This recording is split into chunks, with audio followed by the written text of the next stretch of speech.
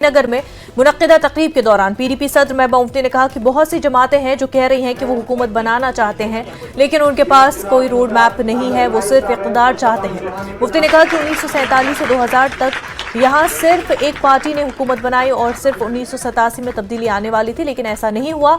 मुफ्ती ने कहा कि एनसी ने हमेशा उन पर बीजेपी के साथ हुकूमत बनाने का इल्जाम लगाया, मगर वो जानना चाहती हैं कि उमर से पूछा जाए कि जब वो वज़ीर ख़ारजा थे तो उन्होंने क्या किया। मैं जानना चाहती हूँ क्योंकि नेशनल कॉन्फ्रेंस हमेशा इल्जाम लगाती है कि पीडीपी ने बीजेपी के साथ गए। मैं उमर साहब से पूछना चाहती हूँ, जब आप बीजेपी सरकार में वजीर बने, आपकी कारकर्दगी उन 5 सालों में क्या रही? आपने पोटा नहीं बना था तो आपने यहाँ उसको लागू कर दिया।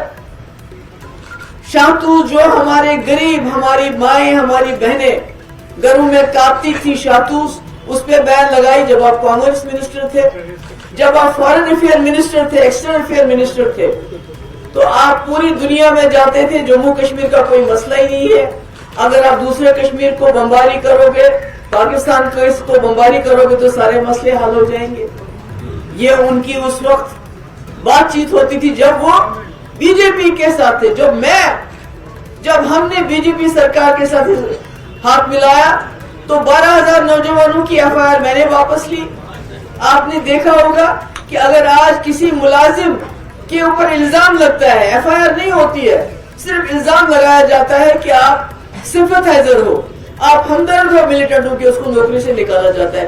मैंने 12,000 नौजवानों के खिलाफ एफआईआर ली, जिनके खिलाफ ज्यादा से ज्यादा एफआईआर नेशनल कॉन्फ्रेंस की सरकार में लगे थे। पीडीपी ने बीजेपी सरकार से हाथ मिलाया, मगर हमने अपने एजेंडे को कुर्बान नहीं किया।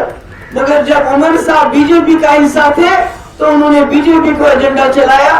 नेशनल लेवल पे, इंटरनेशनल लेवल पे पाकिस्तान की बमबारी की बात करके, स्टेट लेवल पे